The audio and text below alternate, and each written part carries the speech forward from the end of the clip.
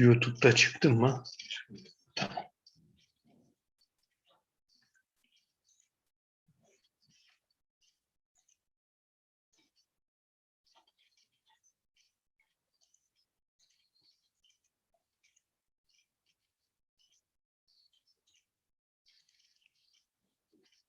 Dear participants, we are very happy to be with you at the 4th International Econder Economic Business and Social Sciences Congress. We would like to express our gratitude to our esteemed rector, Prof.Dr. Niyazi Can and Kahramanmaraş Sütçü İmam University. We hope to continue our Congress with your support. 55 papers came to our Congress this year, and 42 of them were accepted for presentation. Participants from Turkey, Morocco, Portugal, Bangladesh, India, Iran, Libya, Vietnam, and Pakistan came to our Congress this year. For our participants who have programs due to COVID, a session will be held after later. We would like to thank all of participants and hope to meet at our next congresses. Now, first of all, we want to start with our speech with our keynote speakers. I think Prof.Dr. Macario Gaiato is here, I think. Prof.Dr. Macario Gaiato. And also our Econder, our Chief Econder Congress, Mr. Hayrettin Keskingöz, he's here. Professor Hayrettin, do you want to say anything to our participants?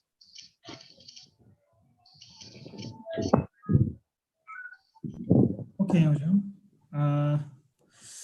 First, dear participants, first of all, welcome. Welcome to Econder International Academic Congress. First of all, I would like to thank my friends who contribute to the organization of this Congress. I wish our Congress to be beneficial to the scientific community and to everyone who contributed and participated in the Congress. Thank you. Okay, thank you, Professor. Of course, I want to thank Mr. Professor Dr. Hayrettin Keskingöz and also our Sütçü İmam University Rector, Professor Dr. Niyazi Can, and my assistant, Mr. Celal Karadör, and Mrs. Yağmur from Sütçü İmam University. And first of all, our keynote speakers are here. Mr. Macario Gaiato. Hello, do you hear me? Yes, sir. Good afternoon. It's evening in the Philippines right now, but it's already 2 o'clock in the afternoon in Istanbul, Turkey. So thank you very much for inviting me as one of the keynote speaker in today's session of 4th Econder 2021. As a matter of fact, last year I was only a presenter, and right now I was thankful to Dr. Kirim Serkandelik, because aside from Econder 2021, there will be another conference that will be held on June 10 to June 13 in Georgian University. So thank you very much, sir. So I look forward that participants will be ready to their respective countries and respective universities as Econder 2021 unfolds, and it's a very historical moment of international conference. So pleasant evening and it's afternoon in Istanbul, Turkey. Thank you.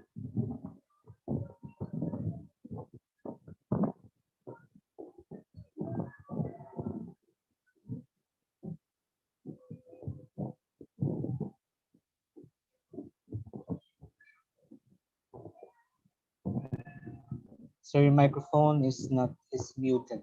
Please open your microphone.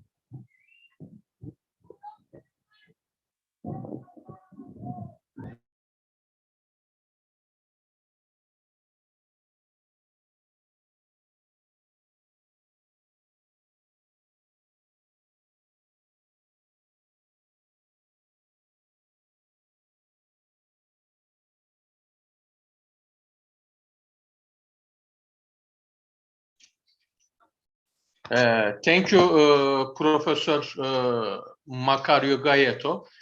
Do you want to also you have keynote speech in our Congress?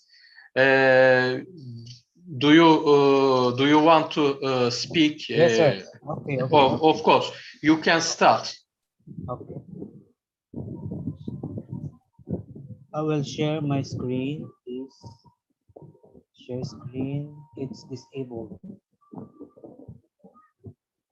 Now I am opening share screen. I opened. I think there will be no problem. Okay.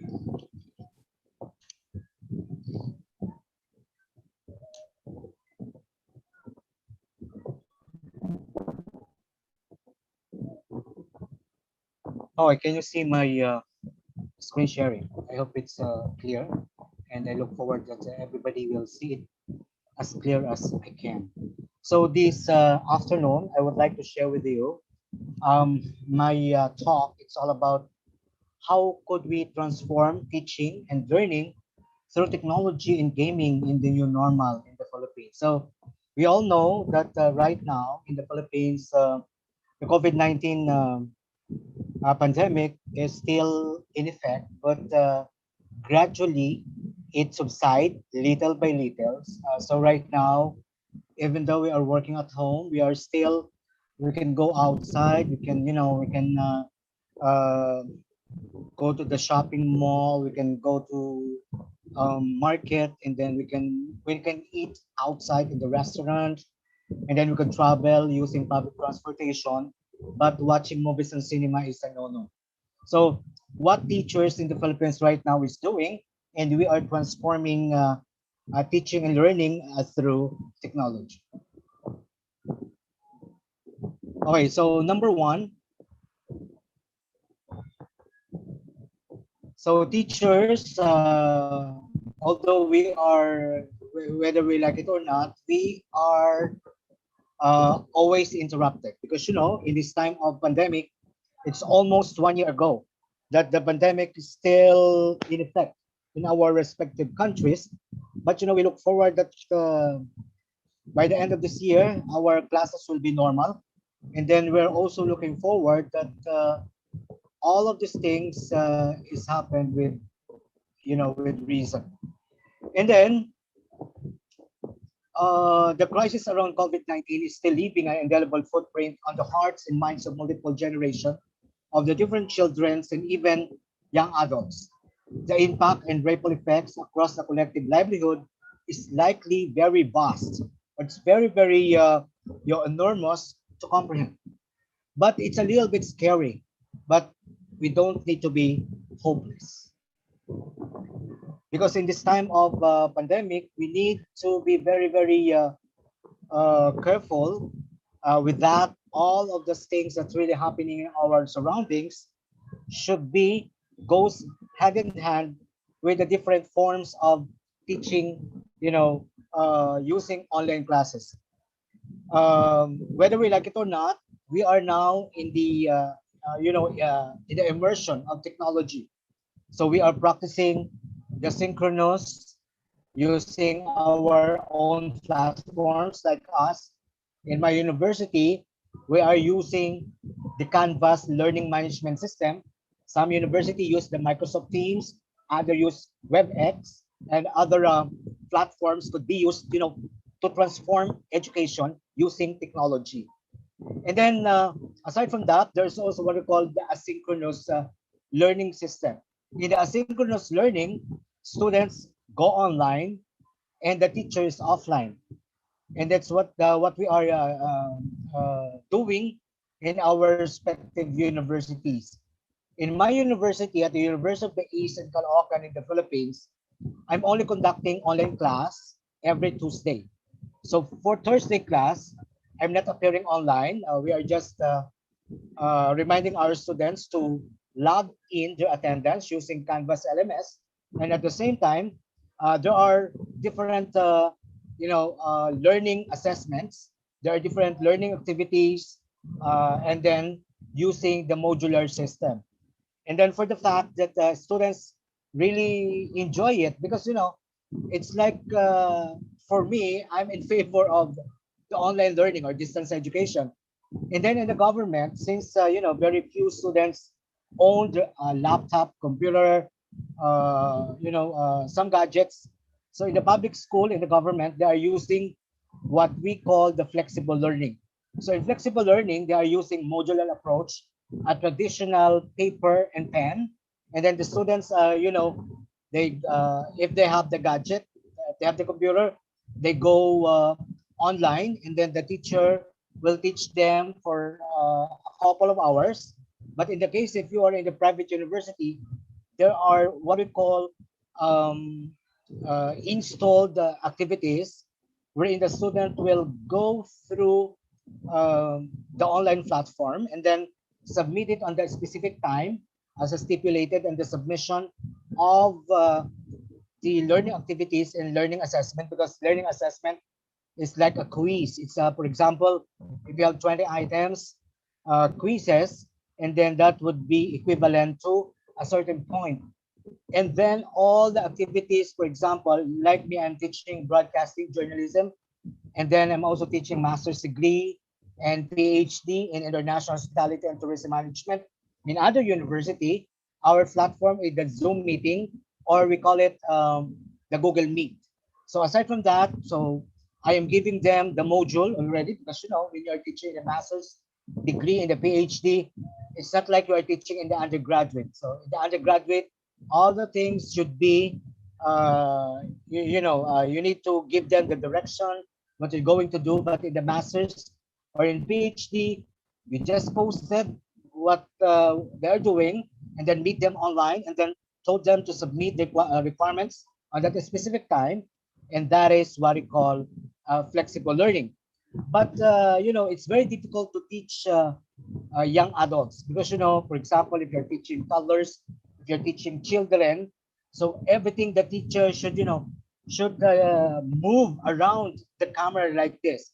You need to move around and you need to show them that, hey, this is our lesson. And like for example, in the undergraduate, like for example, if you're teaching in the university students, you don't need to act so many things because they knew already. But if you are teaching in this new normal in the Philippines, for example, you're teaching elementary, you're teaching junior high school, you don't need to, you need to move in front of the camera, because if you cannot move, the students would not learn. So in this time of pandemic, there are some other, teaching methodologies that we could impart to our students. Like for example, the different gaming. So gaming is not only for toddlers, it's only for children, it's only for junior high school, it's only for the middle school. But you can also instill to the mind of our student that gaming in this, advancement of technology is also very, very timely, because the students have been bombarded with a lot of lectures, with a lot of readings, with a lot of, journals, and then with a lot of, a lot of reading materials. And then we need to, let our students be amused on what we are teaching by means of gaming. For example, if you are teaching math, because mathematics is very difficult.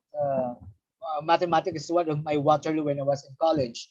But if you will use mathematics in the form of gaming, the students will be, the class will be more fun. Even if it is physical classes or face-to-face classes, whether it is online, the students will learn more because the transformation of our learning system is through gaming.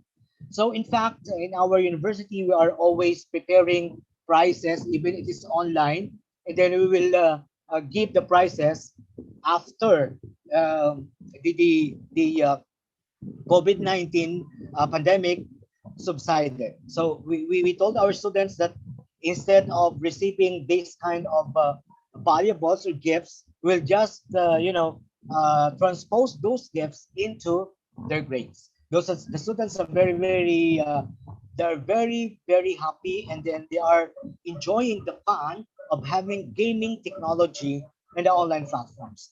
But I have this research on how we cope up on online learning in this disrupted education, and then students are very keen when it comes to synchronous, asynchronous, and we call it the traditional learning using the modular approach. The output of my research is that students right now in this amidst of the COVID-19 pandemic, they are enjoying using gadget. Like for example, they are using gadgets or cell phone through not only gaming, not only Mobile Legend, but they're also learning out of that Mobile Legend. So they are learning through TikTok because TikTok right now is very fun, and it really captured the attention not only students but also young adults like us, because there are too many senior citizens who are kept their mind on how they use TikToking and how they're going to use the video blogging. So all of these social media platforms like Facebook, Twitter, Instagram, WeChat, Snapchat, and of course the WhatsApp, we don't need to forget, because WhatsApp is very popular all over the world. And then you can post your status there. You can post everything you wanted to post, and you wanted to everybody know about yourselves. So in this conference, in this Econder 2021, I look forward that our participants and of course the keynote speakers will invite to us how they cope and how they are, enjoying the new technology in gaming purposes in this time of the COVID-19 in the new normal situation. So once again, it's evening in the Philippines. Good evening, and it's good afternoon in Istanbul, Turkey. Thank you very much. Once again, I'm Dr. Macario Gibiata from the University of the East Caloocan, Metro Manila, the Philippines. Thank you. Hello, thank you very much, Professor Macario, and also we thank Philippines and East Caloocan University. Now, our another keynote speaker, Prof.Dr. Muhammad Uaib Asad from Indonesia. Professor Muhammad Uaib Asad, are you ready for keynote speech? Okay, Professor DİLEK, I am ready here. Okay, thank you very much. Now, time is yours, Professor. Okay, thank you very much. I am apologize. Now I am on the bus, traveling to one destination province in Central Kalimantan, Indonesia. Now I am presentation from on the bus. Excuse me if my channel, my sound not clear, because now I am traveling to one province in Central Kalimantan. Professor DİLEK, I am expression. I would like to thank you to give me to participate in international conference. Very enjoying and very happy to meet you again. Now I will to conducting my presentation. I will to tell you that I have no opportunity to make PowerPoint, but I have been send my abstract to you. I will to taking the title of my presentation. according to my background studies, politics and social science. This presentation is the part of my result of doing racial in Banjarmasin City, South Kalimantan Province, Indonesia. It is the part of my research talking about local election, local oligarchy, political patronage network, and money politics. Empirical evidence from South Kalimantan Province. Indonesia now in going democratization, almost several provinces in Indonesia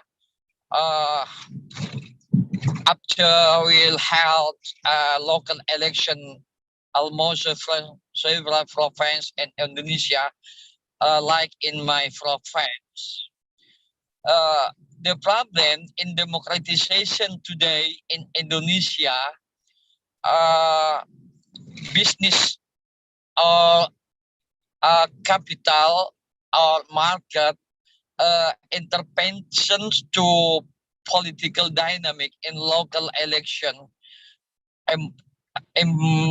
intervention of a businessman, how to hijack a democracy in local election. Many local bosism supporting financial for a candidate to competition in a local election. Money is everything. Money are the role important to influence some of the people. Acting down like money politics and many more to influence the son of the people.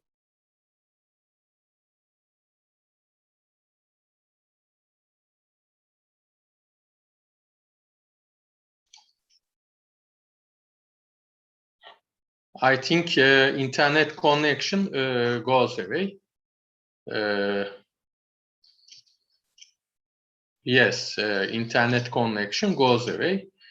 So we would like to thank Professor Muhammed Uayb Asad. Hello? Okay, it Hello? comes again. It comes again. Professor Muhammed Uayb, you can go on, please. Do you hear us? Hello, Professor. Is my sound is clear? Yes, your sound Hello? is clear. Okay, we are hearing you. Okay, I can to running well to continue my presentation. Anytime more? No, Hello? if you want, Professor, if you want, you can go. You can continue your speech if it is possible. Yeah. So you can continue, please. I want to continue. Okay. Five many more. The problem of democratization today in Indonesia, dominated by financial, who can to be candidate to be a local election must be spending a lot of money. The local election elected in competition after winning in the election, many candidates use position in institution to practical corruption, to rent-seeking behavior, to rent-seeking economy, to use institution to be elite capture corruption. So until today, many local election captured by commission corruption in Indonesia. It is the impact on high cost democracy in Indonesia. Now, the problem democratization today, financial very dominant, very dominant to influencing of the people to get the son of the people. Many businessmen of money posts, some candidates supporting financial. It is political gambling in Indonesia. According to my result of my research in local election, we cannot to hope for making democracy better in Indonesia.